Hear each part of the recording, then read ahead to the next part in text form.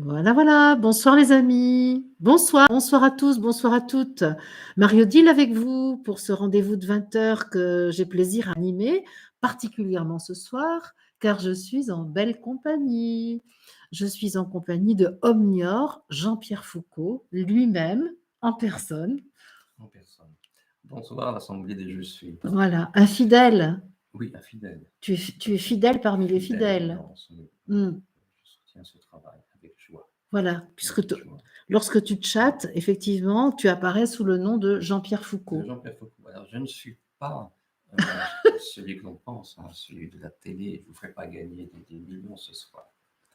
Mais il y a d'autres formes de richesse.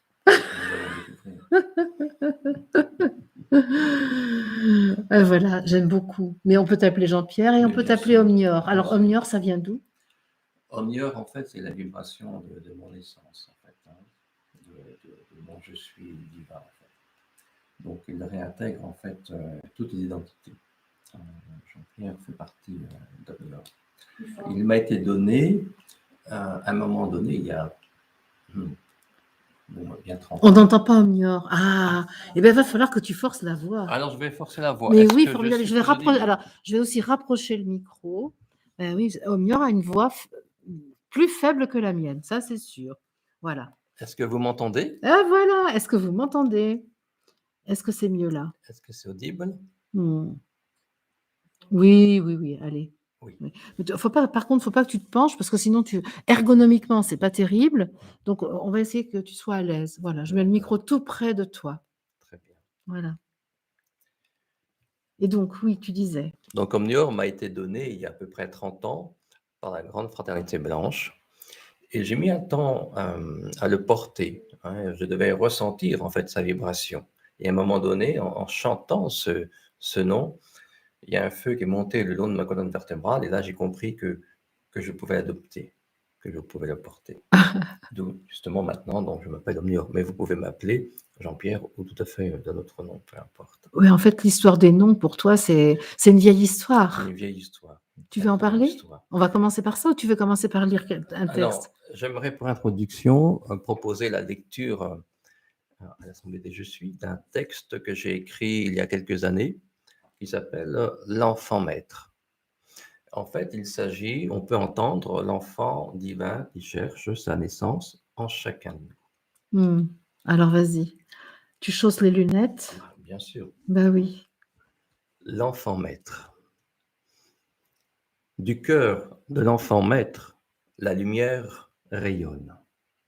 La vérité sort de sa bouche.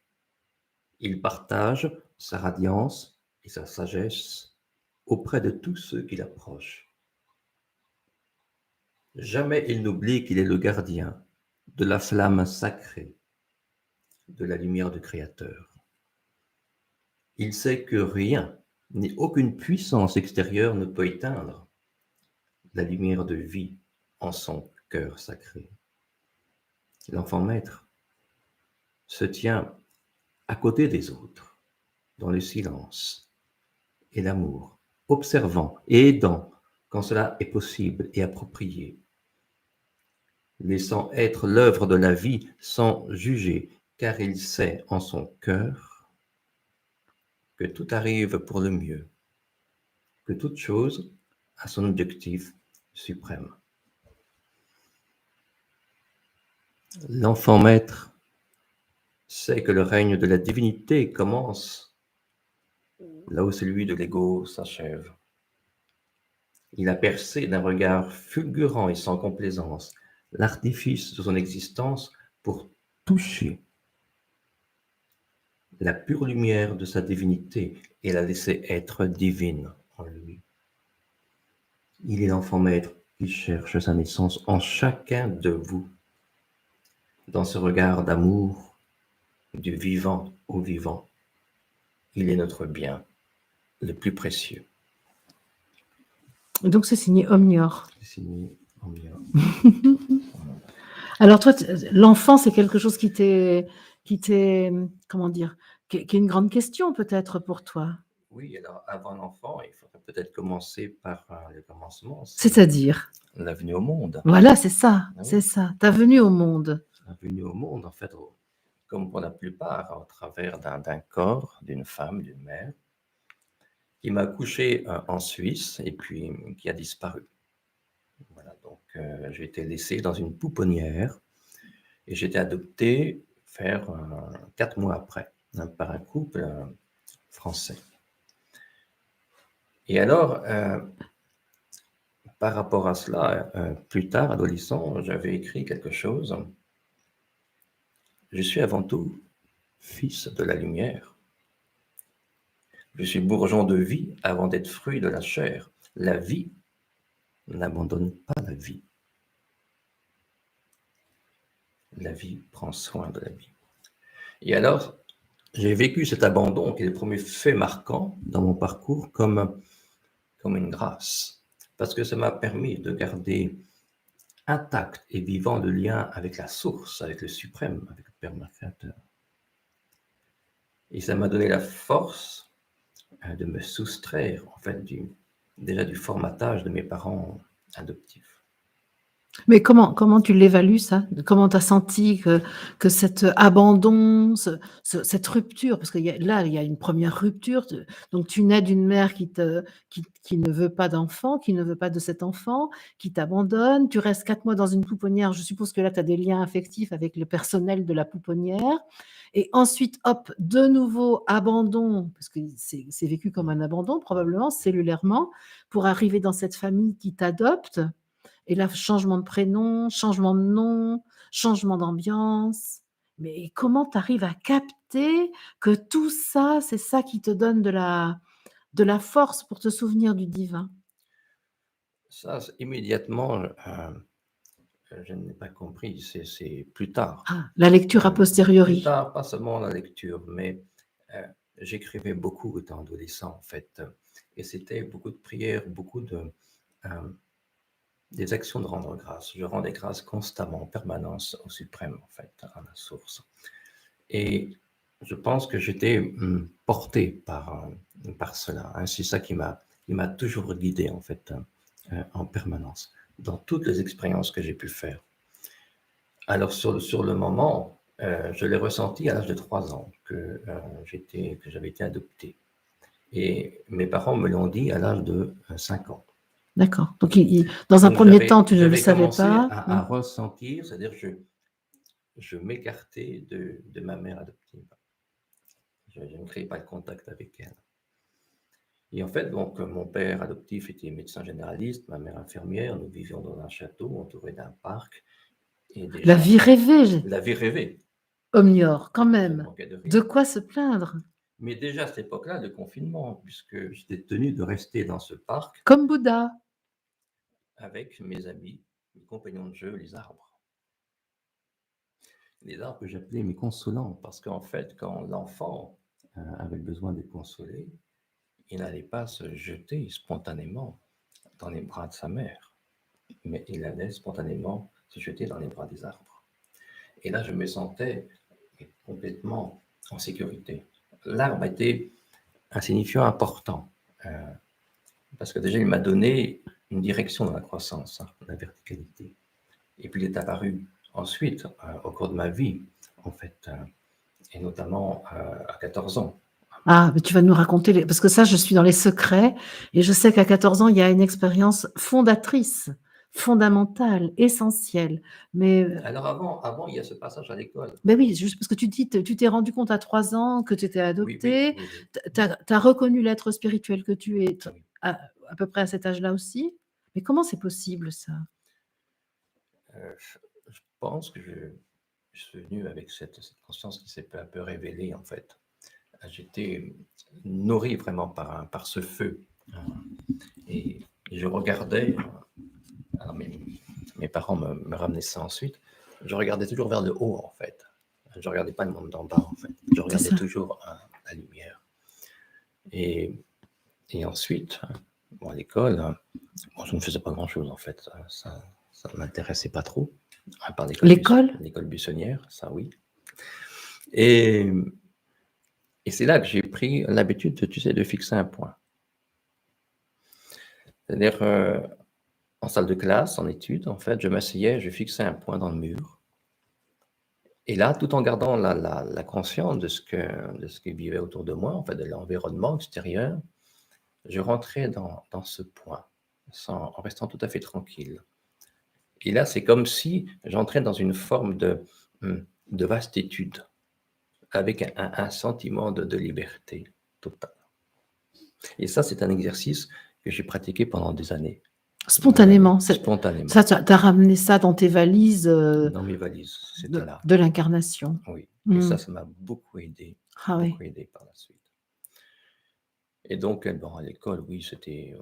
Je me souviens que le directeur avait en fait rassemblé tous les élèves dans une salle et il m'a fait venir au milieu d'eux sur une estrade et puis il m'a mis un bonnet d'âne sur la tête en disant, vous voyez, c'est un âne.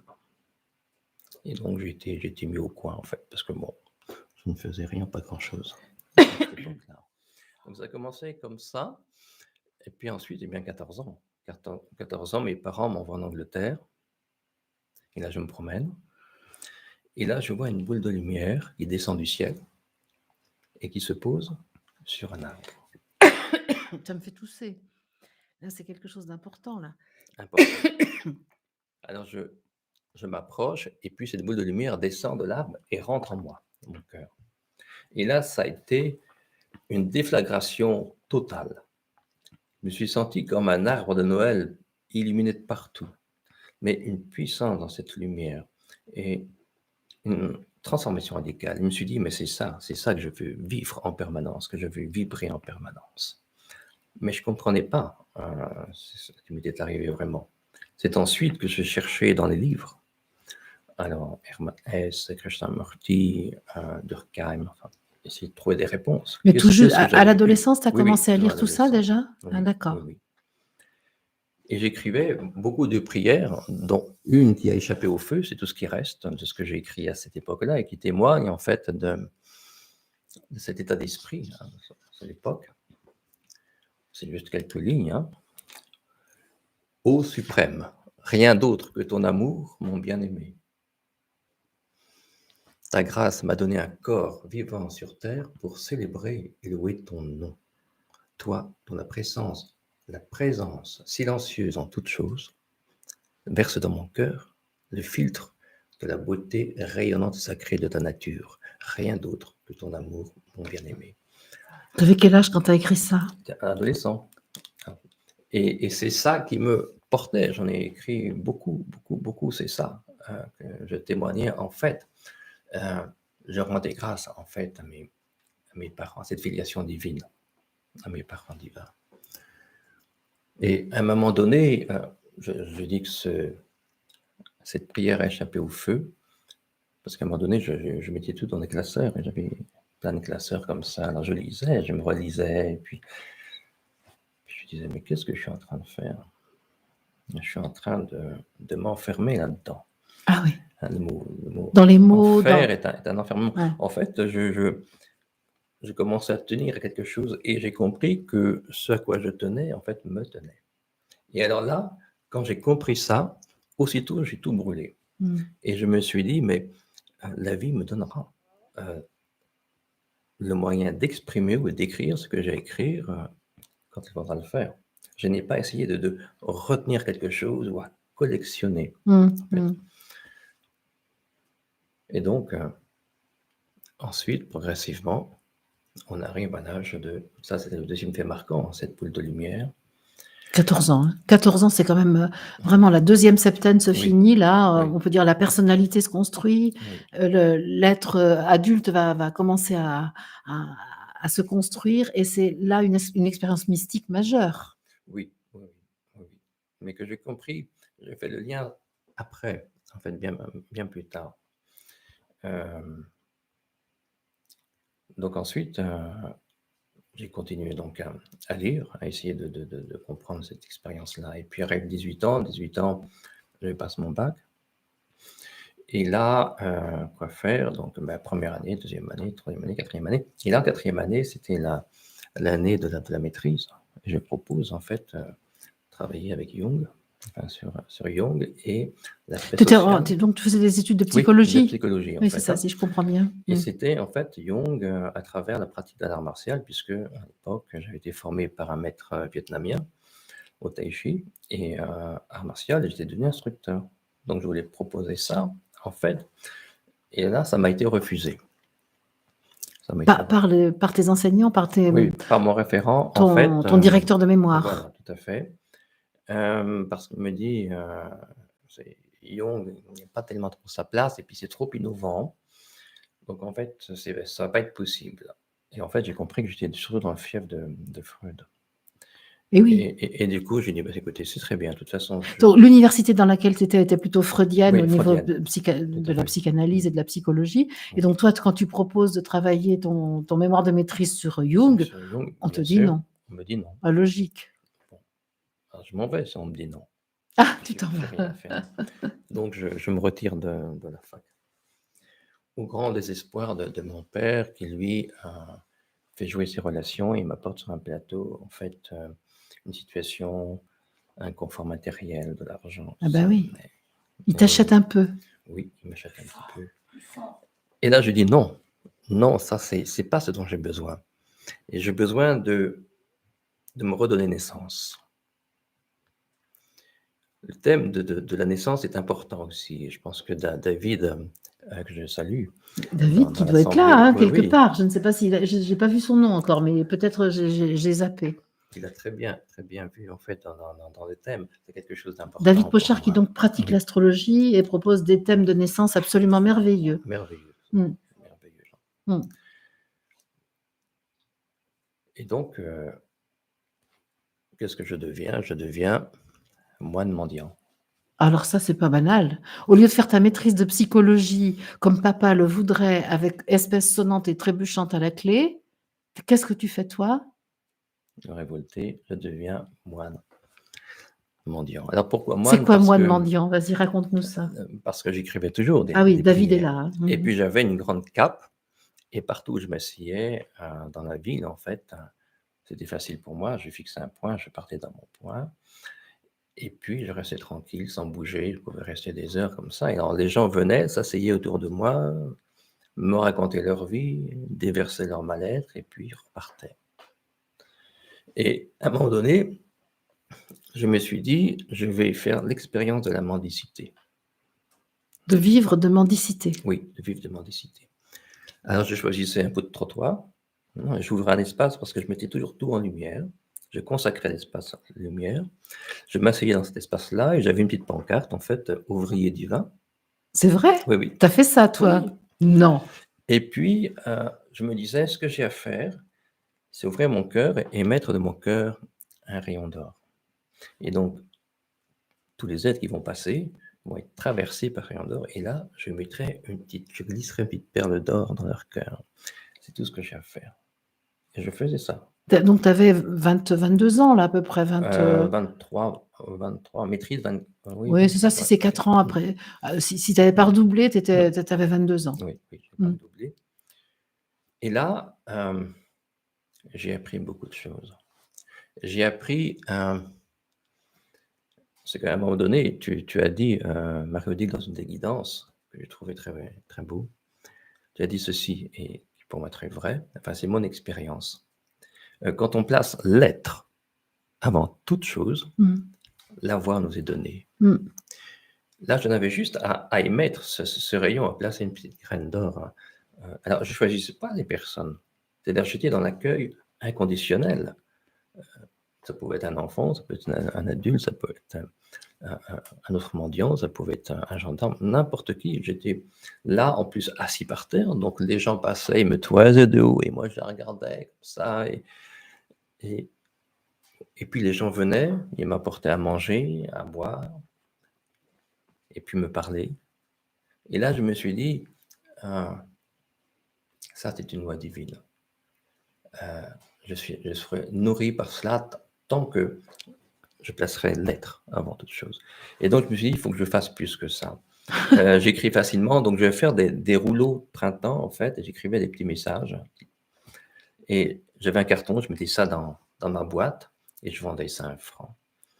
À l'époque, les gens venaient, regardaient, ils étaient intrigués par la pancarte et puis souvent ils prenaient en fait un petit rouleau, Le message qui leur le message, correspondait. ils partaient et puis ils le lisaient, puis ils revenaient et puis ils me donnaient 50 francs.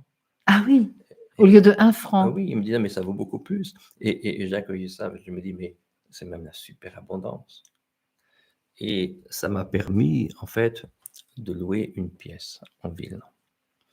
Alors c'était une pièce que personne ne voulait parce que c'est une pièce très, très bruyante en fait. C'était à Nantes, hein, je C'était à crois? Nantes, oui, c'était Ouais. dans le quartier du Bouffay. Mmh. Il y avait un café en face, un café de nuit et puis il y avait un restaurant juste en dessous. C'était pas du tout insonorisé, donc c'était très bruyant et le propriétaire a hésité à me le louer. Mais j'ai dit: «Pour moi, c'est important, s'il vous plaît» et finalement, je l'ai eu pour pratiquement rien. Mais je gagnais très bien. Je vendais tous mes rouleaux dans la journée et donc je réécrivais et là, j'avais un toit, mais il y avait le bruit quand même. Et alors je méditais et puis je lisais le bruit à l'extérieur et puis ça allait pas, il me dérangeait toujours. Je me dis: «C'est pas la bonne méthode». Heu,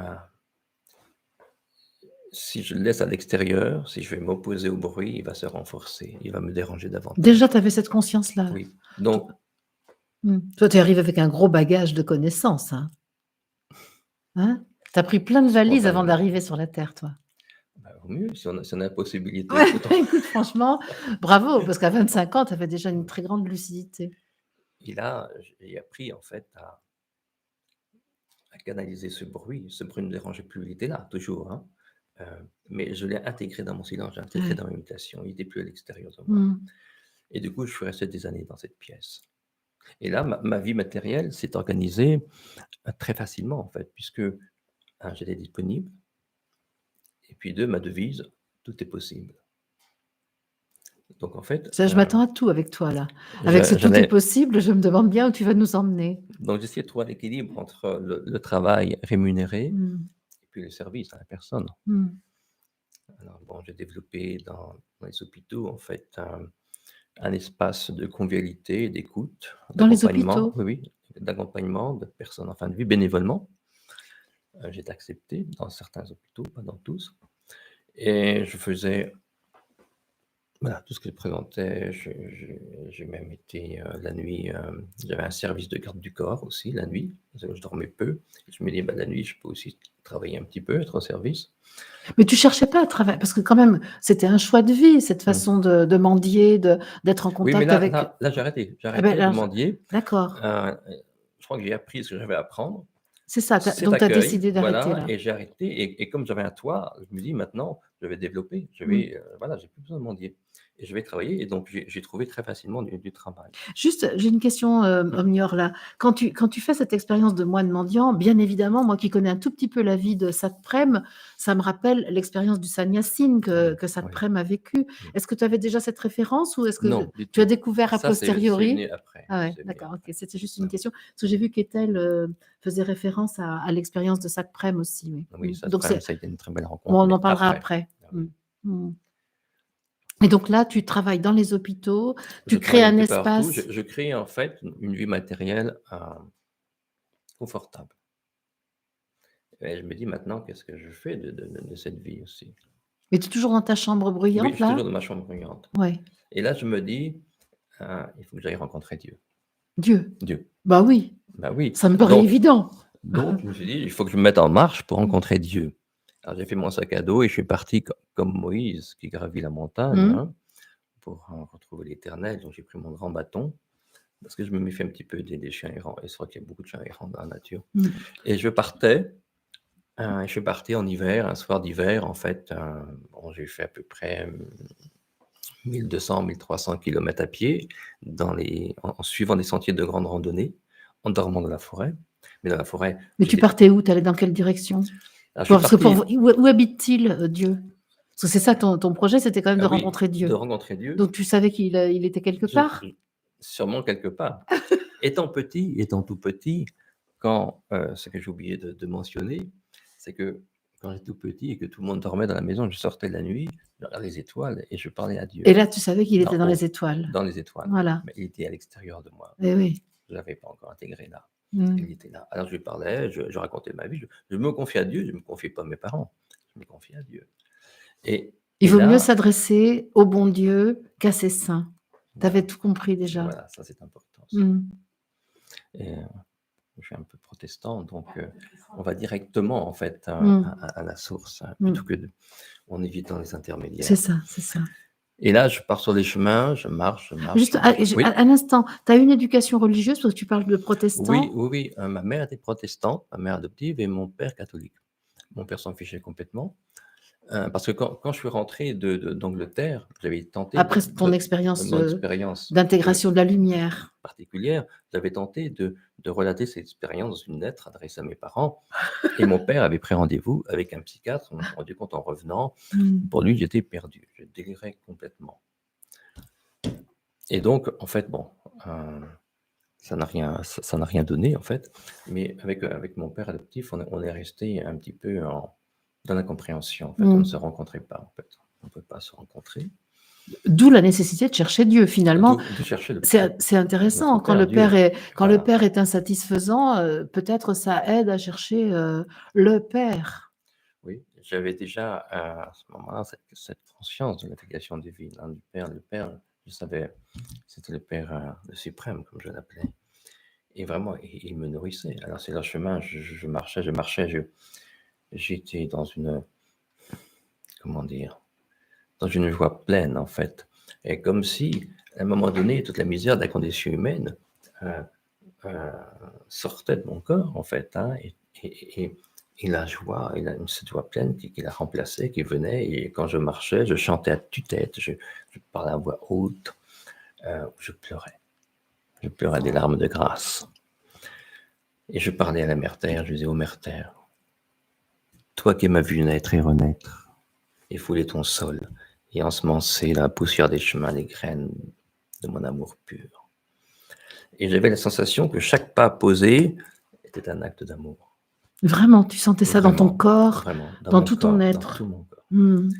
C'était comme, j'oserais même dire, un orgasme spirituel, en Ouais, fait, ouais, hein, ouais, ouais, vraiment. ouais. Et du coup, partout où je portais mon regard, eh bien, je voyais Dieu.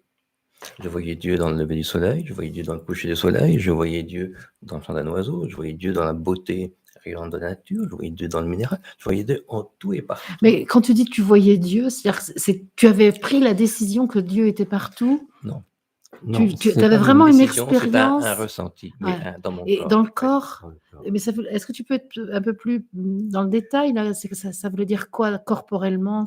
C'était quoi l'expérience? L'expérience était en fait une expansion de la conscience Ah du ouais. corps.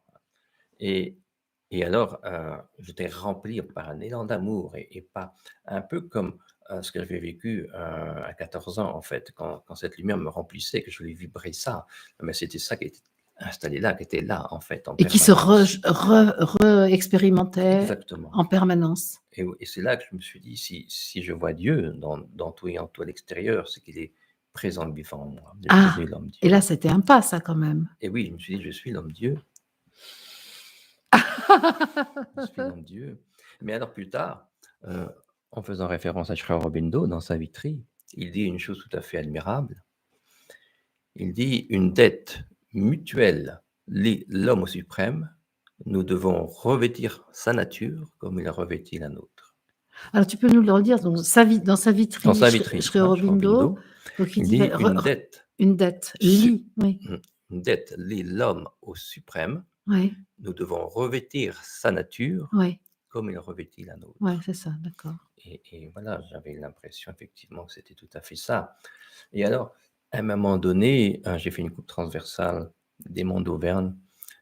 J'étais perché à 1300 mètres d'altitude. Je vivais dans des cavernes, des grottes. Je faisais des grands feux. Je dansais autour du feu. Et puis le soir, j'étais assis en contemplation. Je voyais le ciel du bas avec toutes les petites lumières de la ville qui scintillaient. Et puis le ciel d'en haut avec toutes les étoiles scintillantes. Et j'étais là, suspendu entre les deux. Mais c'était magique. Bon, je crois que ça y est, mon diagnostic est posé. Tu es mystique. Est-ce que tu es mystique? Un petit peu. Pas fou, mais mystique. Non, mystique, je reconnais cette beauté, en fait, du divin dans tout, en fait. dans ces moments-là, on est tellement évidé de tout, enfin de tout le superflu, on est rendu à l'essentiel qu'il y a une sorte d'évidence qui prend place et on est là. Et à la fin de mon périple, je suis arrivé justement sur le quai d'une gare, je ne sais plus trop comment. Mais t'allais où? T'avais une destination? Non, un petit peu au hasard. Je faisais une coupe d'Auvergne, donc je suivais un sentier de crête. Et puis à un moment donné, je suis descendu de la montagne et je suis arrivé sur le quai d'une gare. Et là, il y a un train qui arrive. Une gare qui était dans une ville? Oui, à Millau, je crois. À Millau, À Millau. d'accord. Et là, il y a un train qui arrive et il y a un ancien qui descend du train. Et alors là, il descend avec sa valise, c'était un Marocain ou quelqu'un d'Afrique du Nord. Et il semblait complètement perdu sur ce quai. Et puis je le regarde et puis il m'aperçoit. Et alors aussitôt il s'empresse, il prend sa valise, il vient vers moi, il se plante devant moi et me dit: «Mon frère, toi aussi tu viens du pays?» Alors Et là, sans réfléchir, aussitôt je réponds, je dis: «Non, moi je descends de la montagne où j'ai rencontré Dieu.» Et là j'ai pris conscience que j'avais plus aucune identité propre. Il m'a pris pour un des siens. bah Je oui, pouvais être tout. tu pouvais être arabe, tu Je pouvais pouvais être voilà, africain, tu pouvais voilà. être, tu étais en fait, il reconnaissait tout à coup, une essence et Oui, non pas un être oui. manifesté. Et toi, tu te sentais comme ça? Ah oui, je me sentais complètement comme ça et c'est comme ça que je suis rentré ensuite, à la maison dans ma pièce, heu, j'ai mis un petit temps pour me réadapter ensuite à la vie de tous les jours. Parce que je reviens à cette phrase de Oui, cet homme, cette question: «Toi aussi tu viens du pays». Moi évidemment, avec ce que tu viens de nous raconter, je me dis: «Bah oui, il reconnaît qu'il vient du pays de "je suis", il vient du pays de l'esprit» et que c'est ça en fait et comme s'il te disait: «Toi aussi tu es en exil du pays spirituel». alors il me semble que c'est peut-être pas tout à fait ça, c'est possible. Je Mais pense, c'est une hypothèse que je te propose oui, de nous expliquer. Mmh. tout à fait. Je pense qu'il était perdu, c'était important de me reconnaître comme l'un des siens venant d'Afrique du Nord en fait, Ouais, hein. Mais je n'avais pas du tout le enfin mais tu voilà, as pas le j'ai profil. pas du tout le profil mais au-delà des apparences, en fait, il a contacté Bah quelque oui, chose, hein. l'exil, il a contacté Voilà, l'exil, c'est ça que je sens. voilà, Tu vois, mais l'exil de son pays à lui, mais oui toi, tu étais exilé du pays de l'esprit au fond, hein? Mmh. et alors il y a cette reconnaissance et cette, bah, évidemment, tout de suite cette prise de conscience où voilà, je peux tout être, en fait. Je ne m'accroche à plus Dis-le fort parce que tu sais que là, on t'entend à oui, peine. je ne m'accroche plus à aucune identité, quelle qu'elle soit, en fait. Oui. Heu, lorsqu'on est dans cette vérité, pour moi, c'était toucher cette vérité-là, comme je disais, il y a plus de mensonges possibles, quoi. C'est, point. Ouais. Et alors ça, je l'ai revécu un peu plus tard en rentrant, chez moi. J'avais découvert une petite librairie ésotérique Donc chez toi, c'était à à Nantes? Nantes, Hein? toujours à Nantes et là, je découvre une librairie ésotérique et je sympathise avec, la gérante et elle m'emmène dans son cercle d'amis chez elle, à un moment donné et là, elle me fait rencontrer Colette, la sœur Telstat Prem Non, mais c'est pas vrai! Mais c'est pas possible. et Parce que là Cette Colette me poursuit. et là, elle me parle de Satprem, que je ne sais pas du tout. Elle me dit: «Ça t'intéresserait d'avoir un enregistrement?» Ah bah, je dis: «Oui, oui, moi je vais bien écouter Satprem» et je repars chez moi avec la cassette dans la poche et j'écoute Satprem. Alors quand j'ai écouté Satprem, ça m'a mis dans un état. Le comment dire? Le verbe de Satprem, c'est un cri de Mmh. vérité Ça et ce cri, je l'ai reçu comme un feu aussi qui est monté dans la colonne vertébrale. Et je me suis dit: «Mais c'est ça aussi la que j'ai voix envie de de vivre.» Satprem. Ah oui, oui, cette vérité, je la reconnais, c'est ça, c'est la voix de cette prêtre. Je dis: «Mais c'est ça.» Et alors là, j'étais comme un fou, en fait. J'ai écouté, j'ai réécouté en boucle et puis je suis allé voir Colette, je lui ai dit: «Prête-moi d'autres enregistrements, il faut quand même.» Et puis le pas suivant, ben, c'était Mère. Donc les entretiens de Mère, Satprem alors avec Mère. j'ai plongé dans oui, dans l'agenda de Mère, ça a été une aventure comme un naufragé. Je dis: «Ah Mère, c'était.» Alors, j'achetais tous les agendas de Mère et je plongeais dedans. Et puis après, ça a été Sri Aurobindo. je ne connaissais pas non plus Savitri. Alors, seulement Savitri, Savitri, pas donc le c'est reste. l'œuvre poétique de Oui, Sri Aurobindo. C'est pas la oui. plus facile à aborder parce que c'est presque plus une évocation par la vibration de la vie divine qu'une explication. C'est pour moi revenir quand je lis Savitri, j'ai les poils Bah qui oui, hérissent et je reviens en fait à l'origine de tout, en fait, en disant Sri Aurobindo, Savitri. C'est d'une beauté, je n'ai même pas les mots pour le dire, tellement ça me transporte en fait. Et quand je lisais, je tombais sur des petites phrases comme ça de Sri Aurobindo. Je me dis, mais voilà, c'est son expérience, c'est ce qu'il a vécu, c'est ce qu'il nous transmet. C'est tellement, tellement beau de vérité aussi. Hein. Et je me dis, mais oui, mais c'est tout à fait ça. Et alors là, je me suis dit, mais j'ai plus rien à faire à Nantes. Je fais mon sac à dos et je m'en vais sur les traces de Satprem. Je pars en Inde. d'accord. Je me Et te prépare, je fais mon connaissant un sac. peu, tu as dû faire ça tout de suite. Tout de suite.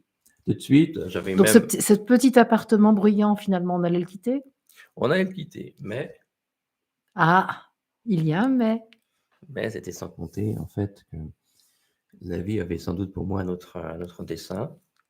Et il y a un événement qui est survenu, et en fait, je n'ai pas pu partir. Et donc, je suis resté sur Nantes. J'ai dit, tant pis, je ne veux pas aller sur les traces de Satprem. Alors, bon, alors, ok. Alors, qu'est-ce que je fais maintenant de tout ce que j'ai ressenti, tout ce que Tu veux parler d'événements qui t'a arrêté là? Tu es tombé amoureux, je suis sûre. Non, du Ah tout. non, Non. mince, ça aurait été bien dans le film ça, mais c'est Non, pas non, ça. non, non. En fait, il y a une amie qui est venue me voir et elle me dit, j'aimerais que tu interviennes auprès d'une commerçante. Son commerce est en train de battre de l'aile. Elle n'en peut plus, elle n'en dort plus. Elle va fermer. Est-ce que tu pourrais faire quelque chose? Mais pourquoi Et, toi? ben parce que je savais que j'étais un petit peu au service et que j'étais prêt à aider, en fait. Hein. Alors, elle me connaissait un peu, mais je lui dis, je peux pas, je pars en Inde, tu vois, je fais mes bagages, je pars en Inde. Elle a insisté, mais si, va voir, ça t'engage à rien, va voir. Et en fait, je suis allé voir, et puis, quand j'ai vu l'état dans lequel était la personne, quand j'ai vu ce lieu, et j'ai ressenti tout de suite tout le potentiel, en fait, qu'on pouvait en tirer. Et je me suis dit, ah oui, je peux plus partir là maintenant, je peux plus partir. Il y a un chantier. Donc, je me suis investi là 5-6 ans. Et Ah carrément, ah bah, oui, tu donc fais pas à moitié là. je Non, remontais, je proposais des Mmh. choses. Enfin, voilà. Donc, Mmh. en fait, la vie matérielle continuait. Mais alors, ça, je le faisais, en fait, bénévolement. Et puis, ensuite, je me suis dit, mais qu'est-ce que je fais? Et j'avais entendu parler des bouddhismes tibétains. Mmh. Et je savais qu'un occidental pouvait être lama tibétain.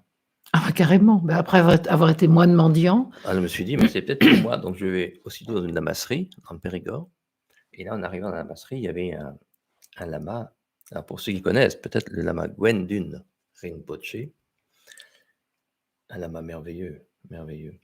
Et j'étais saisi par, il donnait un enseignement à l'extérieur, j'étais saisi par son charisme, par sa vibration, par cette paix qu'il dégageait. Je me suis dit, il faut que je le rencontre. C'était à Dakpo? Oui, à Dakpo, Dakpo. Et donc là, la grâce, l'opportunité, je ne sais pas, enfin bon, je le rencontre. Et là, j'étais seul avec lui, avec l'interprète, et puis il me fait signe, il me sourit, un beau sourire, et puis il me fait signe d'avancer comme ça. Alors je le salue, et puis je m'avance, et je le regarde, et puis... Alors je continue, j'avance, mais il y avait une limite, je savais bien Mais tu avais étudié le bouddhisme tout de même? Non. Non, Non, d'accord. je Tu y allais comme ça, connaissais rien du tout. la fleur à la bouche. Hein. Exactement. D'accord. Et à un moment donné, j'étais tellement près de lui que c'est lui qui m'a pris dans les bras, il a pris ma tête dans ses mains, il a posé son front sur mon front, il a chanté des mantras, des mantras, des mantras. Alors là, le feu, pareil, s'est élevé dans le colonne vertébrale. Je suis resté 4 jours, en fait, dans une joie, mais je retrouvais ça, je trouvais cette joie pleine, j'ai mis, bon, bah alors, c'est là, c'est ainsi. C'est ma voix. C'est ma voix, je vais devenir un lama tibétain. C'est ça. Donc, après avoir été Satprem pendant 2 jours, voilà, tu devenais un lama tibétain. Et oui. Mais à la suite de ces 4 jours, en fait, quand je suis redescendu un peu, j'ai fait un rêve étonnant. Et là, dans ce rêve, il y avait Lama Gwendun qui donnait un enseignement et on était une centaine à l'écouter. Et puis il me fait signe, et avec son petit sourire, il me fait signe de venir sur l'estrade. Et là, il ouvre son crâne. Hein, il ouvre son crâne. Ça devient en fait comme un Graal et de l'or, à l'intérieur de l'or liquide. Et là, il ouvre ma bouche et il verse contenu son crâne dans ma bouche. Il me dit maintenant, va, tu n'as rien à faire ici, Oh, suis ton chemin. Alors évidemment, en me réveillant, j'étais pas très bien. encore une vocation qui avorte. Je me dis encore une vocation qui avorte. Qu'est-ce que je fais? Est-ce que j'ai... Mais bon, il me dit oui, là, je ne peux qu'écouter. C'était vraiment très clair. J'ai dit bon, eh bien, je prends le message et l'information et je me retire et je m'en vais. Et donc, je retourne en fait dans ma petite pièce à Nantes. Ah, tu avais toujours gardé? Oui, oui. Et là, qu'est-ce que je fais? Ben oui, qu'est-ce que je fais? Ça fait... Bon, je me dis... Et à un moment donné, j'ai des amis un dimanche. Il y avait une émission à la télévision qui s'appelait Jour du Seigneur. Qu'est-ce que tu vas nous dire? Et c'est là que je vois une émission sur les femmes de lumière de notre temps.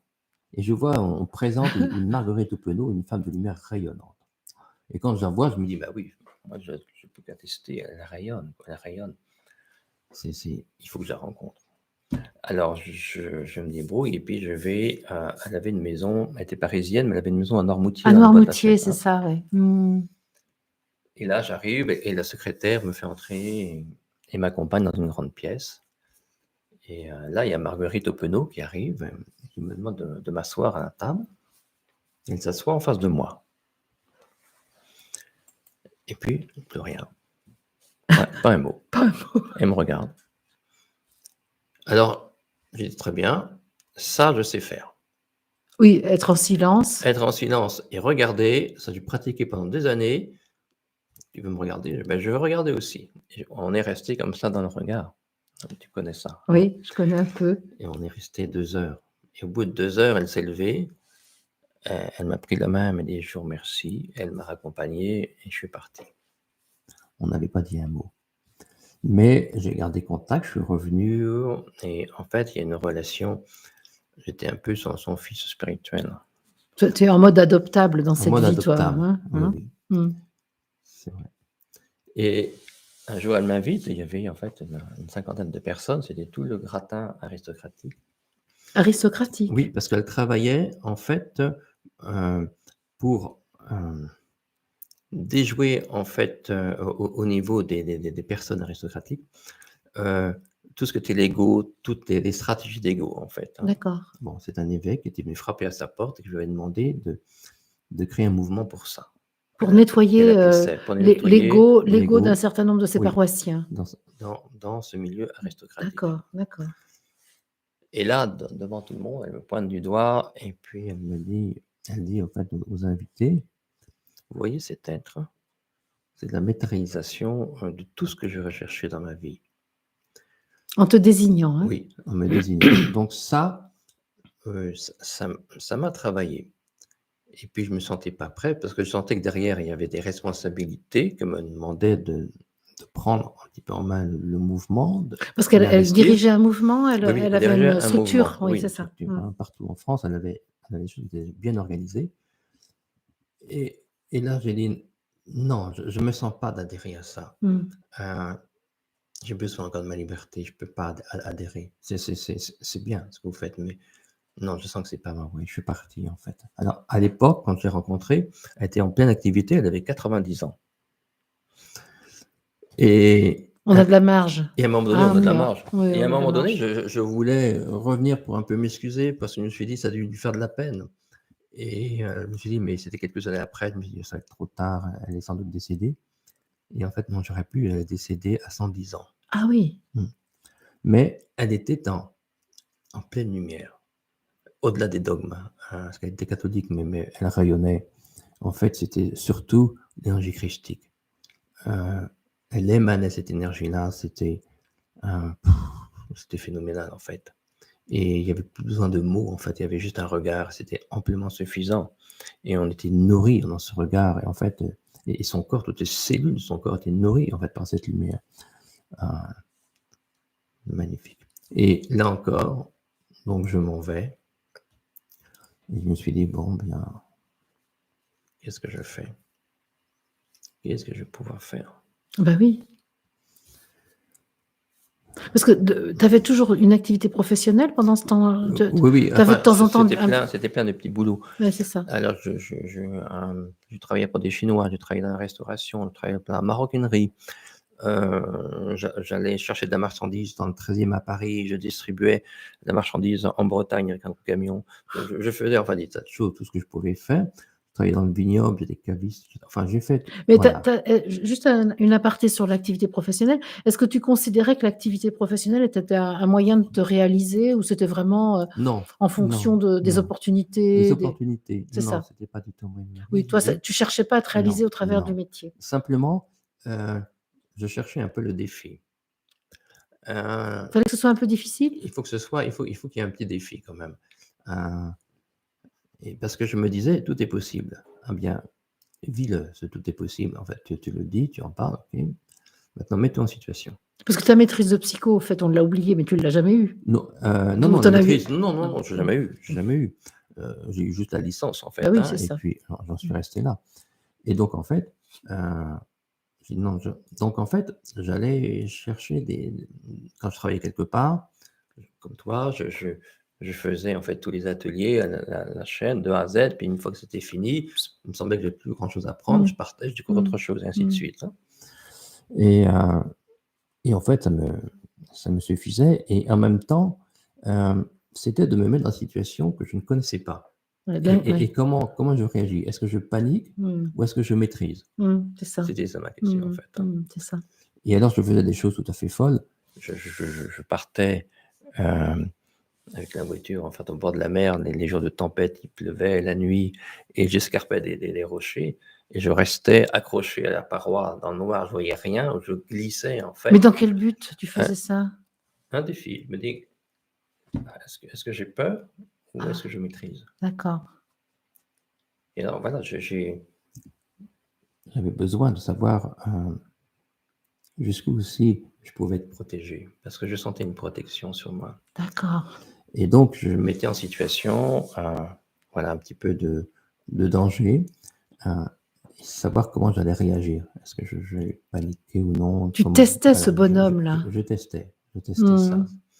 Ah, je faisais ça de temps à autre et puis bien sûr, entre temps, bah, il y avait le travail, dans la restauration, il y avait des choses, bon, et puis toujours les services, on pouvait. Et puis, je me suis dit: «Mais c'est pas tout maintenant, qu'est-ce que je fais?» Et alors j'ai déménagé, je suis venu, Tu as finalement quitté ce petit havre, qui j'ai n'était pas forcément de paix, mais de d'ancrage oui, que tu oui, avais à oui, Nantes. j'avais fait, c'était bon, j'en avais fait l'expérience. Je me suis dit: «On va pousser autre chose, on va faire autre chose». Et donc, mes parents étaient partis ils avaient une maison, en Haute-Loire et ils habitaient une partie de la maison, il y avait une grande partie de la maison qui était inhabitée. Et je me suis dit: «Ben, voilà, je vais la réhabiliter et je vais venir m'y installer». Donc, bon, c'est ma mère qui m'a demandé. Et entre-temps, ma mère est décédée. Alors, j'étais seul avec mon père, hem, ça se passait, je vais pas dire, bien, ça se passait pas trop, trop mal. On essayait surtout enfin, on s'évitait, hein, Il habitait en on s'évitait. Haute-Loire, alors là où tu étais en Ah train oui, de oui, rénover la maison? oui, Il il avait habitait en quitté la Haute-Loire. Il Vendée, là, avait, bon, le château le vendéen? château et puis il était parti, hem, donc c'était à Bassan-Bassée, en Haute-Loire. Et là, donc je me suis installé, j'ai commencé à rénover et puis, lorsque ma mère est décédée, en fait, bon, toute la famille est venue, bien sûr, pour ma mère était protestante, il y avait le temple près de l'endroit. Et là, en fait, j'avais écrit un petit texte Pour les obsèques, hein? pour les obsèques de ma mère. Mmh. Je voulais lui rendre témoignage. C'était important pour moi. Et je me suis dit: «Mais je ne suis pas sûr de moi, je vais voir en fonction de ce que je vais entendre du discours du pasteur, je parlerai ou non». Je n'étais pas sûr de moi. Et alors donc, si je peux me permettre, Ah mais bien sûr, c'est ton espace. je vais donc, Tu vas lire ce que tu as témoigner, oui, Donc, ce que tu as écrit pour les obsèques de ta mère. Mais en réaction au discours, en fait, En écho à ce que le pasteur avait dit. Réaction, tu dis, hein? Moi, je dis écho, mais en écho. je ne sais pas si c'est une réaction ou un écho. Hmm. Bien, je connaissais déjà un petit peu ce pasteur et je n'étais pas tout à fait en accord, en fait, avec ce qu'il pouvait dire. Ma mère le recevait chez elle. Il faisait, en fait, des regroupements dans la maison. Et à un moment donné, il nous parle de la mort comme d'une expérience, en fait, traumatisante. Il parle de séparation, il nous parle de rupture, il nous parle... Et là, je me suis levé. J'ai dit, excusez-moi. Pendant la cérémonie? Non, pendant Oui. le regroupement. Oui, pendant que tout le monde était là, il y avait la famille qui était là, tout le monde, et je lui dis, est-ce que je peux témoigner de quelque chose? Alors le pasteur me laisse, et puis je vais sur le cercueil, je pose ma main sur le cercueil pour prendre contact, et là je dis, une vie meurt à une vie plus vaste encore. Le commencement de notre vie n'est pas dans la matière, et sa fin n'est pas dans la tombe, car nous sommes bien plus qu'une petitesse liée par la mort. Nous sommes cette éternité au regard de laquelle la mort est véritablement cette naissance à notre être essentiel. Saint Paul nous dit, tandis que l'homme extérieur tombe en ruine, l'homme intérieur se renouvelle de jour en jour. Un passage se fait dans un profond silence, un silence sans séparation, sans rupture, un silence où tout est rassemblé et apaisé, un silence qui doucement nous murmure « Retourne à ton foyer, retrouve ta véritable demeure, en amont, tout en amont, en cet ultime rendez-vous d'amour, où tout est unifié dans cette lumière que tu es. Notre Père, que ta volonté soit faite, réjouissance, car je sais que sous les traits du hasard ou du destin implacable, à l'œuvre est ta puissance d'amour qui nous fait être maintenant et à jamais. » Alors, ça, c'est ce que tu as lu aux obsèques de ta mère? Oui, ça. C'est un peu original. Oui, c'est pas très bien passé, en fait. Ça n'a pas été très bien reçu par la famille. Mais une petite anecdote amusante, c'est qu'à la fin, lorsque tout le monde est parti, donc je suis resté un peu pour emballer les affaires, pour aider un peu. Et là, le pasteur est venu me voir et me dit, monsieur, je pourrais avoir un exemplaire de ce que vous avez lu. Je lui ai donné mon papier. Je lui dis, voilà, ça c'est mon témoignage. Ouais. Et c'est ma vérité, mais ça n'engage que moi. Donc, effectivement, dans la famille, ça n'a pas du tout été bien perçu. Alors déjà que j'étais un petit peu en marge, parce que j'étais le bâtard, le rapporté. Et donc, alors là, déjà, là, il y avait une rupture aussi évidente avec eux. Bon. Et ton père, là-dessus, il te soutenait ou bien... Non, du tout, du tout, Non. du tout. Il y avait une sorte de fierté, mais voilà, c'est tout. C'est tout ce qu'il y avait. En fait, il y avait je nourrissais en fait une forme de fierté depuis tout petit. Voilà. Et alors, donc, et c'est là qu'à un moment donné, en Auvergne, donc je sillonnais les routes. Et c'est là que ma voiture est tombée en panne. Ta voiture est tombée en panne? Et oui. Mais sans aucune raison apparente. Et là, je regarde et je vois la statue de la Vierge Marie. Donc, je descends de la voiture, j'accueille Marie. Alors, c'était une statue physique ou bien c'était dans ta vision intérieure? Couronnée, une statue physique. Physique. Couronnée, très belle. Et ce jour-là, il faisait très, très mauvais, avec des nuages. Mais j'ai pris quand même une photo. Et à la maison, d'ailleurs, tu as vu la photo avec ce bleu. J'ai vu. Lorsque la photo a été en fait développée, on voyait bien la Vierge Marie, mais sur un fond, un bleu, un blasure, un bleu merveilleux, alors qu'il n'y avait que des nuages. Et Marie me dit en partant, je serai présente à tes côtés et je t'accompagnerai en fait au travers des personnes ressources que tu rencontreras et dans lesquelles je mettrai mon empreinte. Et cette empreinte, en fait, ça a été le prénom Marie.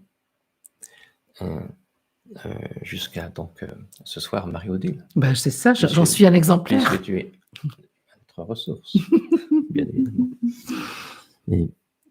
Et là, en fait, il est vrai qu'à travers toutes les personnes ressources que je peux rencontrer, même les chamans, il y avait chacun le prénom, en fait, Marie. Et là, j'ai compris. Donc, elle a tenu son Elle a engagement. tenu son engagement. Et là, j'ai compris, voilà, c'était pour moi important. Mais je l'ai vérifié que bien plus tard, en fait. Sur le moment, je n'ai pas bien compris le message, en fait. Bon, je l'accueille, mais je ne comprenais pas grand-chose. Et puis ensuite, qu'est-ce que je fais? C'est toujours la question. Ouais. Je suis à Bassan-Basset, en Haute-Loire. Qu'est-ce que je fais? Ah, donc, le lieu, c'est Bassan-Basset, en Parce que Haute-Loire. quelqu'un l'a demandé là dans le chat, Oui. j'ai vu, oui. Bassan-Basset. Bassan-Basset, près de Monistrol-sur-Loire. D'accord. Pour ça, il faut connaître. Hein. Il faut connaître. Et là, une nuit, je reçois en fait un galactique avec un ventre qui était plein de mandalas en gestation. Donc, tu reçois en songe? Oui, en songe. C'est ça. Oui. Mm.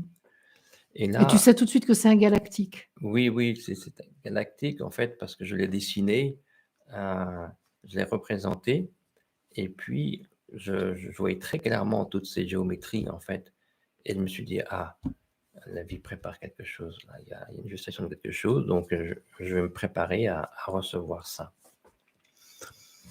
Et alors j'étais toujours dans une forme de prière et là j'ai découvert un petit quelque chose d'important pour moi, mais qui n'engage que moi. Alors, c'est quoi?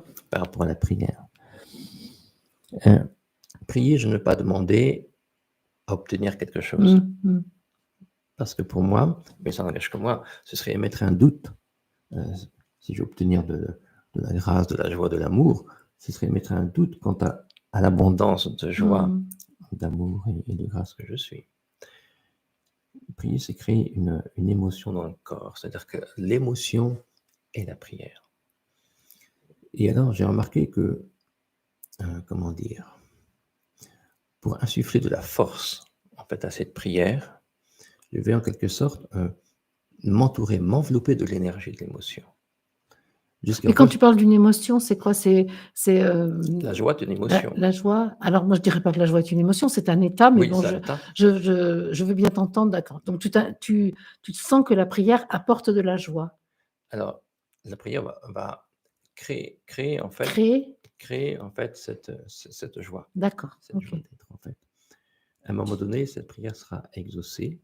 Et c'est là que j'ai découvert dans les textes de Nag Hammadi. Nag Hammadi, donc les évangiles apocryphes qui ont été découverts en Égypte en 1945. Où là, il est écrit quelque chose de tout à fait étonnant. Il est dit, si les deux sont réunis dans la paix, ils diront à la montagne, déplace-toi, et elle se déplacera. Ah, mais ça m'intéresse, moi. Si les deux sont réunis dans la paix. Alors, de quels deux s'agit-il? La pensée et l'émotion. C'est ça, voilà. D'accord. Et ça, c'était, pour moi, c'était important. Parce que c'était en fait reconnaître cette émotion dans le corps et vraiment me dire, elle est là, c'est en fait ce que je veux, c'est déjà là. Oui, c'est ça. C'est pas quelque chose que je demande, c'est quelque chose que j'actualise en fait, que je fais apparaître parce que c'est déjà là. Oui, parce que j'ai toujours été dans cette abondance-là, mais nous avons toujours été dans cette abondance-là. Oui, c'est ça. J'en témoigne en fait. Oui. C'est ça. Ça se révèle parce que j'en témoigne. Oui. Et ça, ça a été important. Ensuite, j'ai moins écrit ensuite de prières, mais j'étais toujours porté en fait. Et quand j'ai reçu ces mandats-là, à un moment donné, donc comme j'avais appris à accueillir inconditionnellement, j'ai appris à accueillir ce mandat-là en court-circuitant le mental. Il n'y avait pas de mental. En fait. C'est ça. Et donc la géométrie, elle venait, elle s'imposait d'elle-même. Quand tu parles de géométrie, tu parles de forme? Oui, de forme. J'avais été impressionné par la visite d'une cathédrale et des rosaces. Et je me suis dit, c'est extraordinaire. La lumière qui passe à travers cette rosace, à travers des formes géométriques, la combinaison de cette lumière et de ces formes qui crée un état propice au recueillement, à la dévotion, à la prière. Je me dis, mais c'est ça que j'aimerais recréer en fait. C'est ça. Il y a une magie, là, il y a une alchimie aussi. Et donc, par la géométrie, il y avait, pour moi, je ressentais cette possibilité. Et à un moment donné, donc, l'esprit, parce que quand je recevais cette géométrie, donc, C'est-à-dire, tu recevais en alors, image, dans ton champ de conscience apparaît une forme géométrique. alors je prenais un bois circulaire, parce que pour moi, ça pouvait être que circulaire. Ouais. Et puis, là, je demandais à recevoir le tracé, en fait, le dessin. Et puis, je laissais être. Fermer les yeux. Et puis, mes mains traçaient, en fait. C'est-à-dire que mes mains, comme j'avais cette vision-là de la géométrie, mes mains, en fait, recréaient. Spontanément. Et pour la peinture, on me donnait, en fait, tous les outils pour le faire. C'est-à-dire que j'utilisais des aiguilles, j'utilisais des allumettes, j'utilisais. Ah oui, pas forcément des pinceaux. Je ne savais pas à l'avance ce que j'allais utiliser. Mais quand tu parles à l'imparfait, là, c'est encore le cas aujourd'hui ou bien Oui, c'est comme ça que tu as été initié, en fait. C'est ce que tu oui, racontes. Oui. D'accord. C'est-à-dire qu'il y a le mental ne participe en rien, en fait, à cette aventure-là. Et après, une fois que c'est fini, je vais la regarder et je vais me laisser imprégner par ce qu'elle dégage, son énergie. Et là, je vais ressentir comment mon corps, en fait, est affecté par ça, comment ça me parle de l'intérieur, et voilà. Et après, je vais commencer à prendre des notes. Et à un moment donné, l'esprit me dit, mais crée une géométrie pour un peuple indien au Brésil. Ah, allons-y. Why not? Why not? Et c'est un peuple qui a besoin d'une protection. En fait, ils sont malmenés par les autorités extérieures. Donc, ils ont besoin d'une protection, d'une géométrie. Bon, alors je reçois la géométrie, je fais, bon, et puis je dis, ok, voilà. Mais j'en fais quoi? Donc, ton intuition te dit de créer ça. Oui, de créer ça. Et tu valides, hein?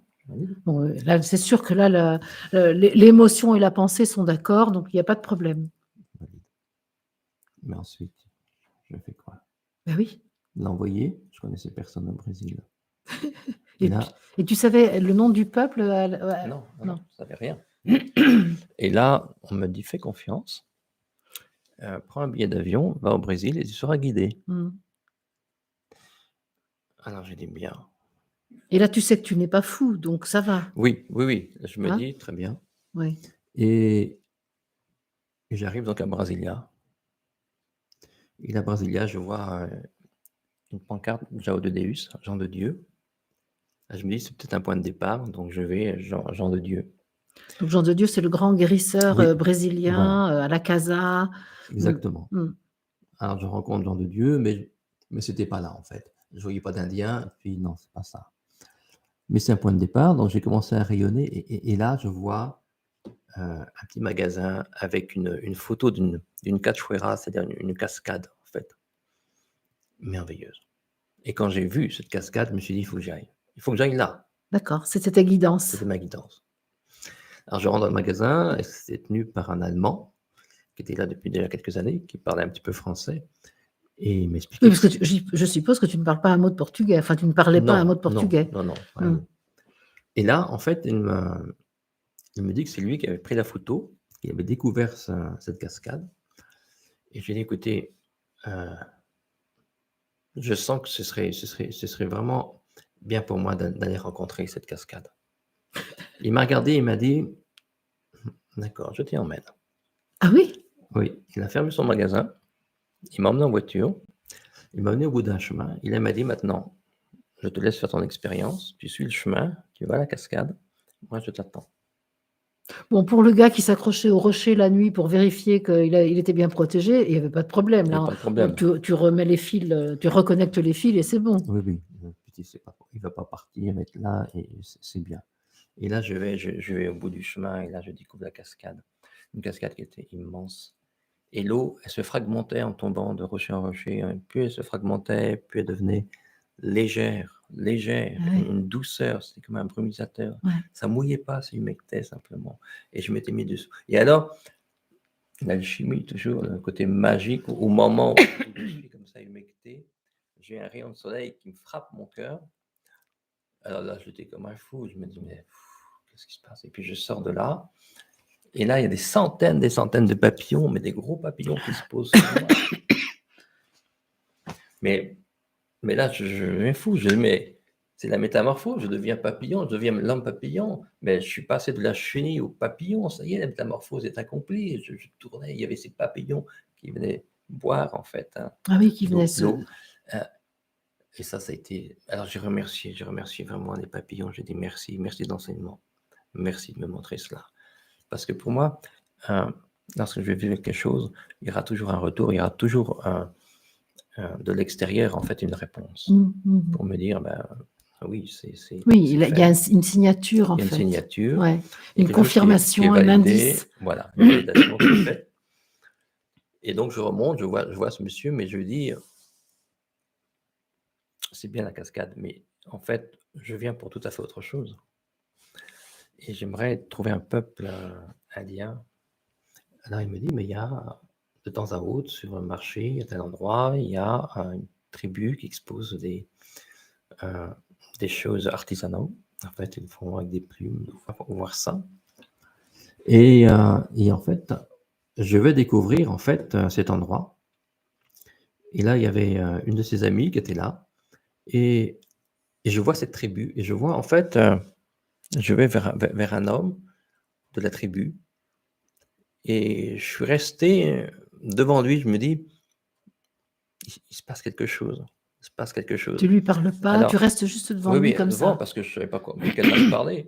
Et donc, je lui offre la géométrie, il la prend. Ah, donc tu avais avec toi, là. Oui, j'avais avec moi.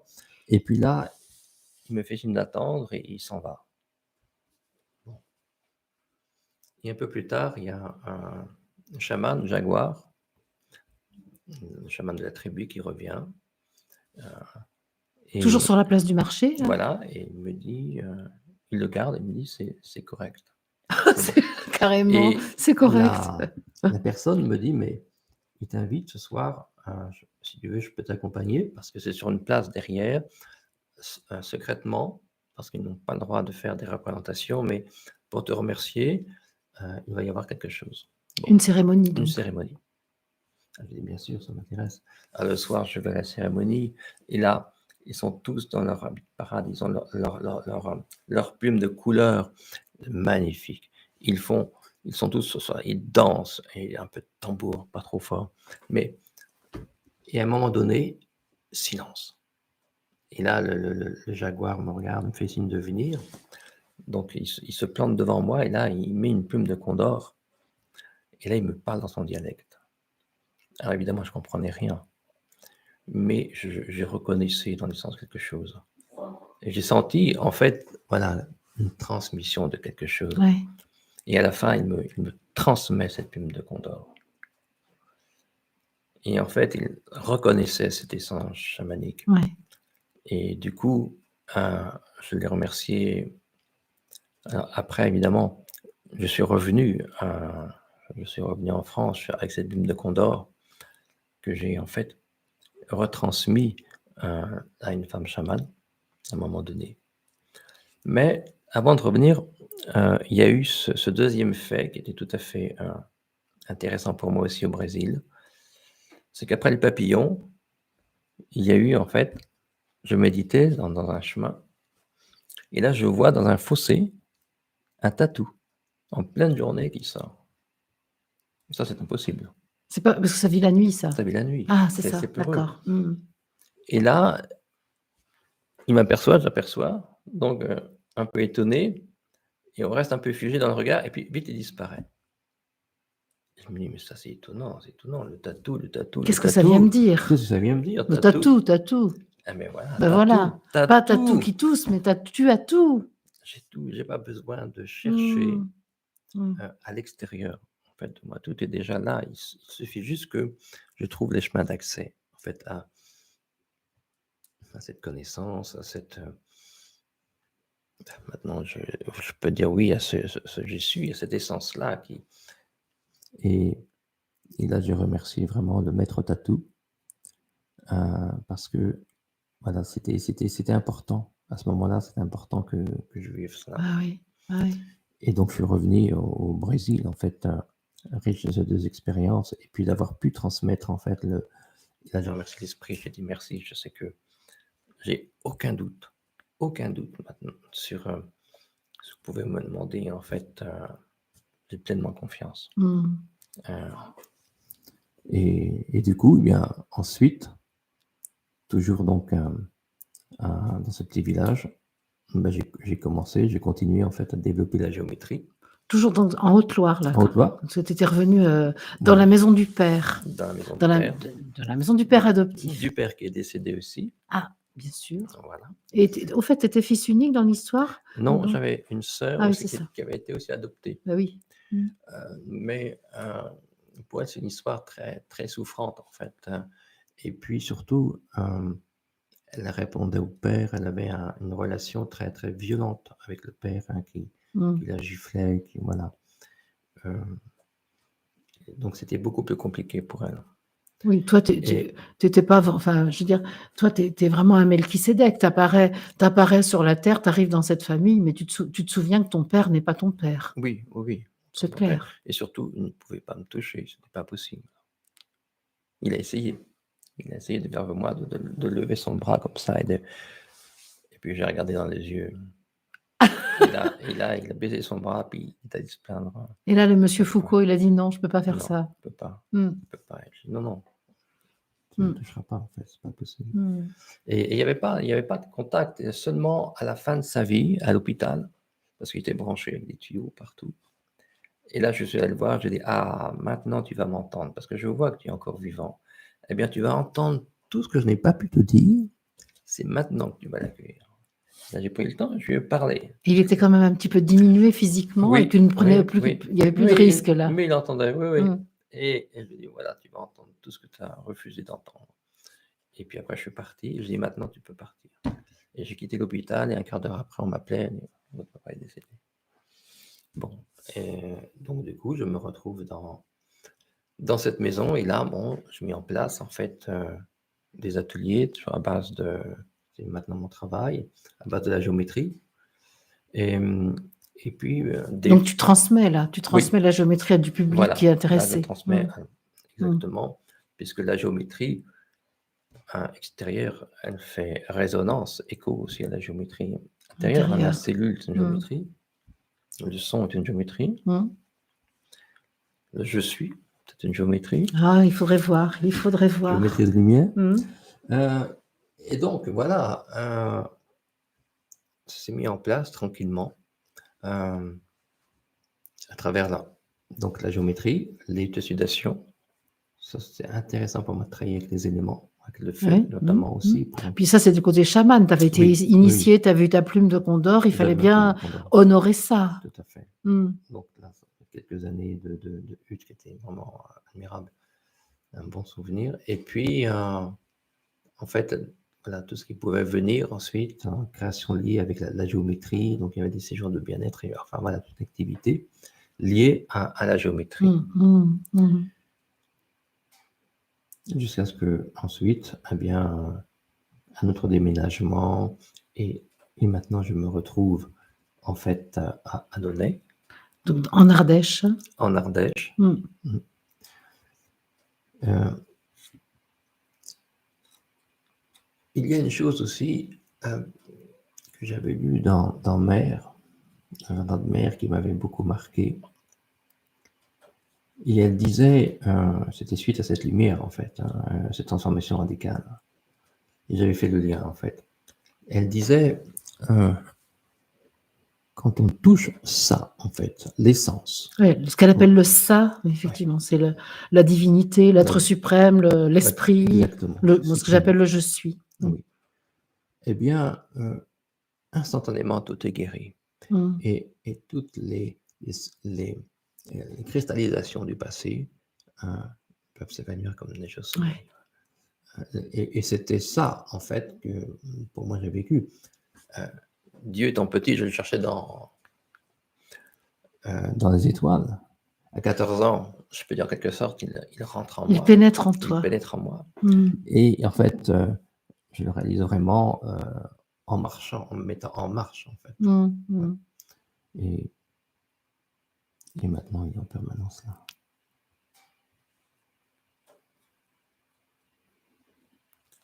Il est en permanence là. Ben, on va porter ça un petit peu là ensemble, hein, pour l'ensemble de l'assemblée là. Si tu veux bien, on va justement être dans cette unité avec le divin, dans cette forme humaine que nous avons empruntée, toi et moi, et que nous mettons au service de l'assemblée ce soir pour ressentir la présence divine dans chacune de nos cellules. Tu peux accompagner ça avec tes mots si tu veux. Oui. Si tu as envie. Oui. Oui, tu as envie, tu as préparé en plus, c'est super. Oui, je veux bien. Allez.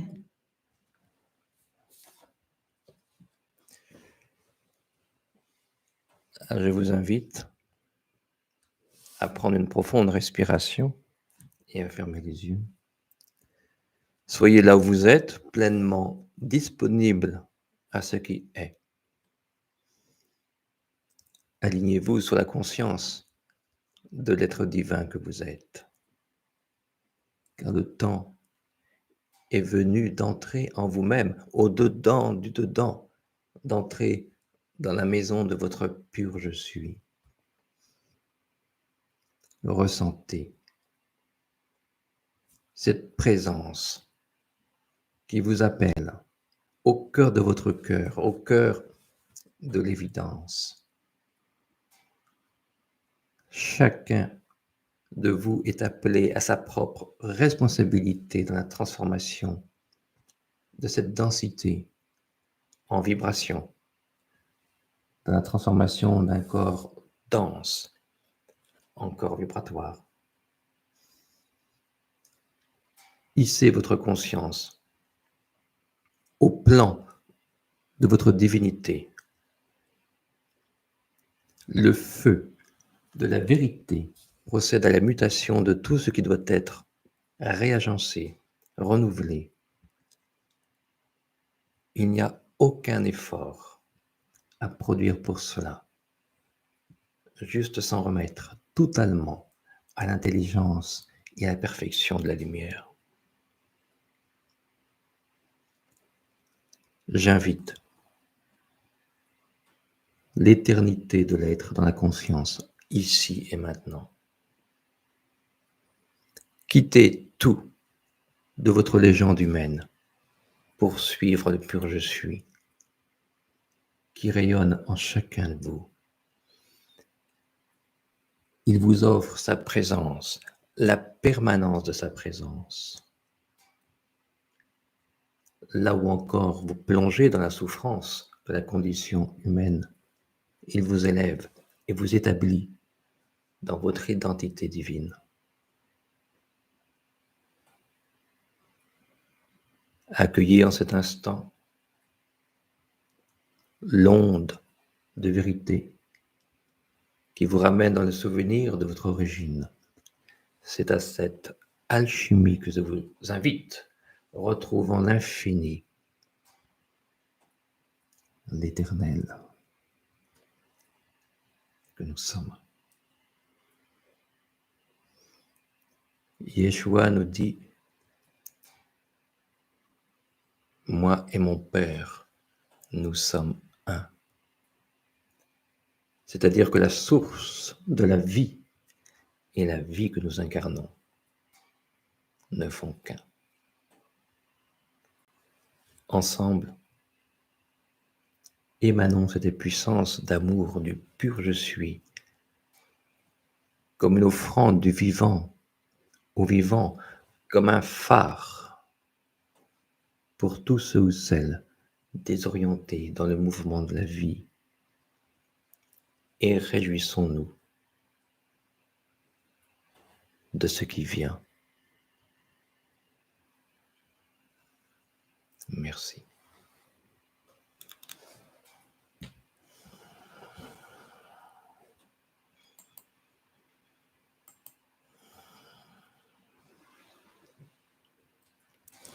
Merci. Merci, Omnior. J'ai eu très chaud. Non. J'ai encore très chaud. L'onde divine me donne chaud. Écoute, ça fait déjà 1h20 qu'on est ensemble. Oui. J'ai pas vu le temps passer, moi. Je voudrais quand même je voudrais pas qu'on arrête cette émission sans que tu nous parles de tes liens avec Moïse, avec Melchisédek, avec Jésus. Comment tu pourrais caractériser tout ça? Parce que je sais que ça fait partie de ta vie, ça fait partie de ce que tu portes en toi, et on a bien compris que le mystique est toujours prêt à surgir chez toi. Alors, Jésus, en fait, Commençons par Jésus. oui, Jésus, Tu as parlé d'Yeshua. oui. Lorsque j'étais, en fait, à un moment donné, c'était après mes 18 ans. Après avoir passé mon bac, je suis allé, en fait, m'offrir une petite retraite à Saint-Jean-de-Mont. C'était pas bien luxueux quand même, une retraite à Saint-Jean-de-Mont, quand on habite Nantes, ça va, hein. Oui. Alors, c'est une retraite, en fait, où je m'asseyais dans le sable et je contemplais la mer, enfin l'océan, vaste.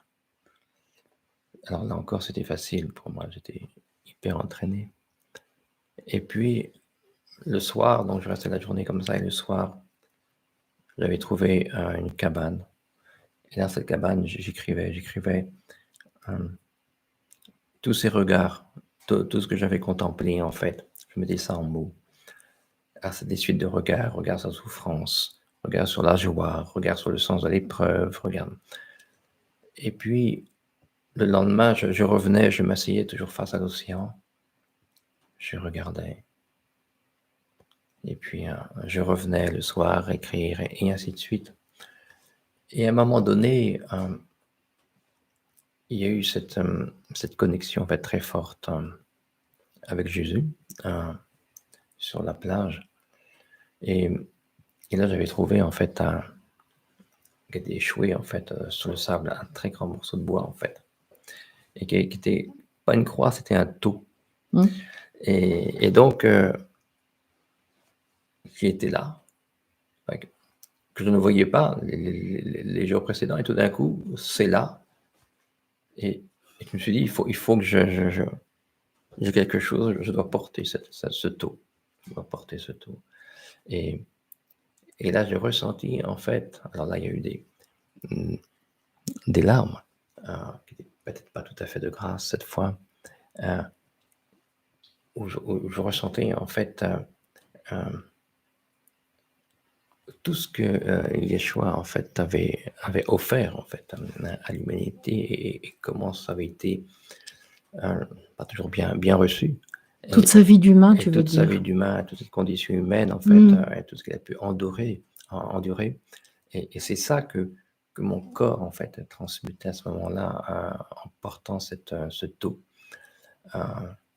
Et là, pour moi, c'était clair que j'étais présent, en fait, lors de la crucifixion. Mais je n'étais pas le seul. Nous y étions. Beaucoup d'entre nous ici, nous y étions. En tout cas, nous en avons la mémoire dans nos cellules, ça c'est incontestable. Oui. Et alors, bon, à travers les enfants, les 3 enfants.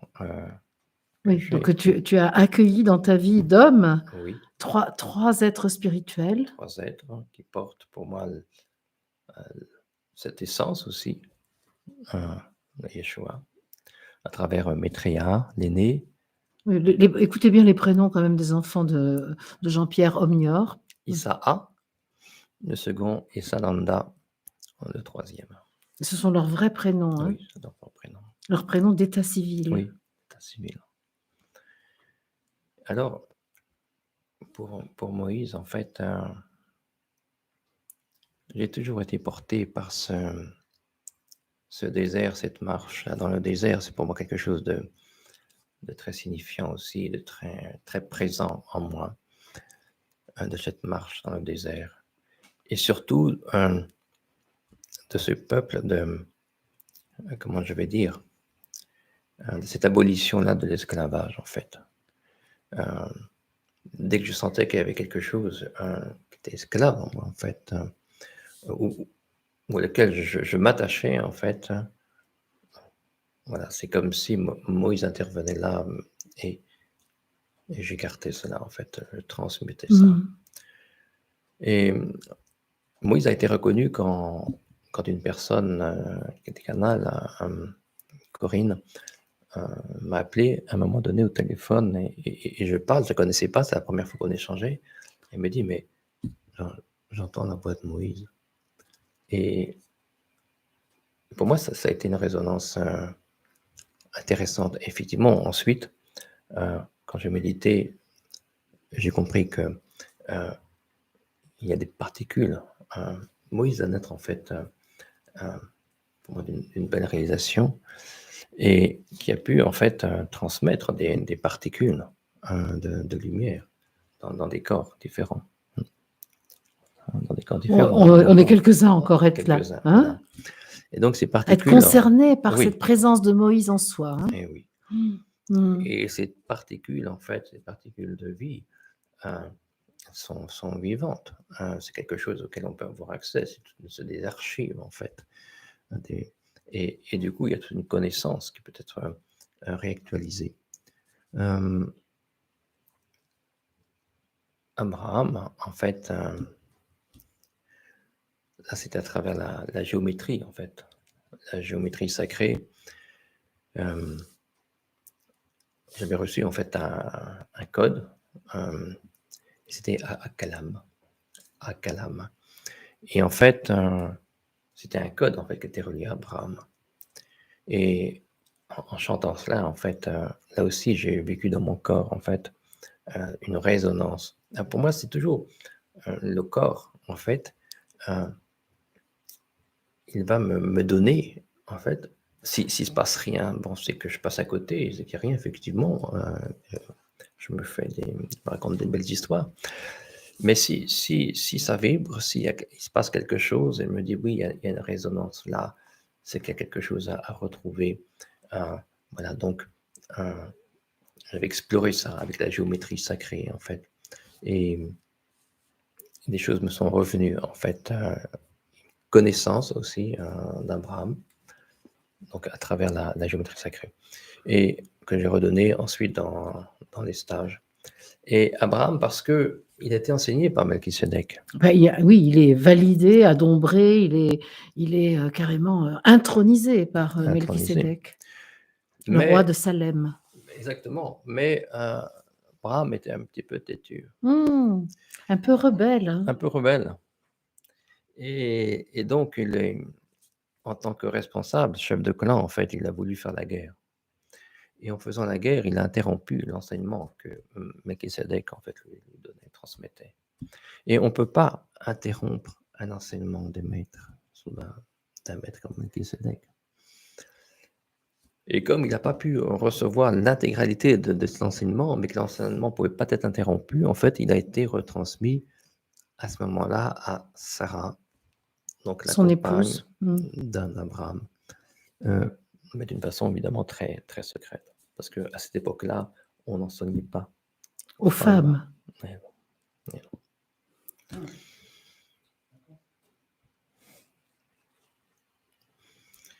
Voilà.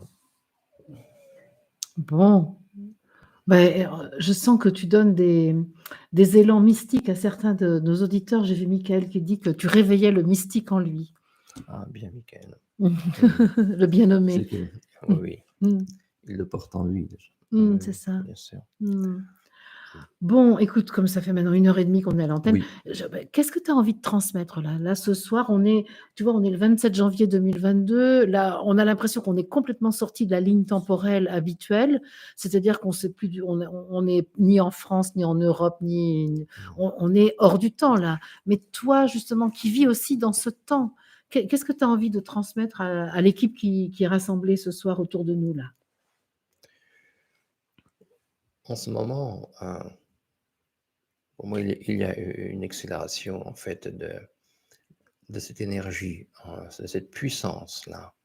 Alors, qui va être portée par Sri Aurobindo, supramental, pour vraiment nous ramener à cette essence de qui on est, vraiment à ce retour, à cette vérité première. Je crois que de plus en plus, on ne pourra pas échapper, parce que c'est quelque chose qui est en nous depuis toujours, qu'on n'a pas su peut-être reconnaître, mais qu'actuellement, en fait, par tout ce travail, ce rassemblement, cette coopération, ce partage, à travers cette puissance-là du je suis, qui profite en fait à l'ensemble, à chacun aussi, eh bien, de plus en plus, en fait, nous allons nous réjouir de ce qui vient, de cette vie divine sur terre, que nous allons ensemble co-créer. Ouais. Moi, j'aime beaucoup ton message. Beaucoup, beaucoup. Bon, on aurait pu tenir encore longtemps avec ton récit parce que c'est magnifique. Tu dirais quoi de toi? Comment tu caractériserais ta biographie, ton existence? Qu'est-ce que tu dirais, toi? Sans t'enfermer dans une définition, tu vois, mais Oui. qu'est-ce qui te semble être vraiment caractéristique de ta vie? En fait, pour moi, c'était cette grâce de venir au monde avec cette conscience, cette fixation divine. Oui. Sinon, j'aurais peut-être pu me perdre, j'aurais peut-être pu prendre du temps pour me retrouver. Et je crois que ça m'a vraiment c'était l'aiguillon, ça m'a vraiment aidé, en fait. C'est-à-dire, toi, tu sens que tu n'as jamais perdu vraiment la conscience de l'être divin que tu es, que tu as cette conscience-là depuis tout petit. Depuis tout petit. Et que c'est ça qui donne le sens. Je suis né avec cela. Voilà. Oui. Ça, je l'avais bien dans mes bagages. Je n'avais pas oublié. Parce que j'ai programmé ma naissance. Tu t'en souviens? Oui, je m'en souviens. Je m'en souviens, j'étais en fait installé à un ordinateur et j'appuyais sur des touches de couleur et je programmais ça. Et à un moment donné après, on m'a dirigé parce qu'il y avait une colonne, il y avait des êtres qui ne choisissaient pas, qui étaient aspirés dans un couloir et descendaient sur Terre. Et là, on me dit, tu peux programmer ta naissance. Donc, et puis je vais dans un autre sens. Et là, après, je viens au monde. Mais voilà, donc j'ai emporté ça avec moi.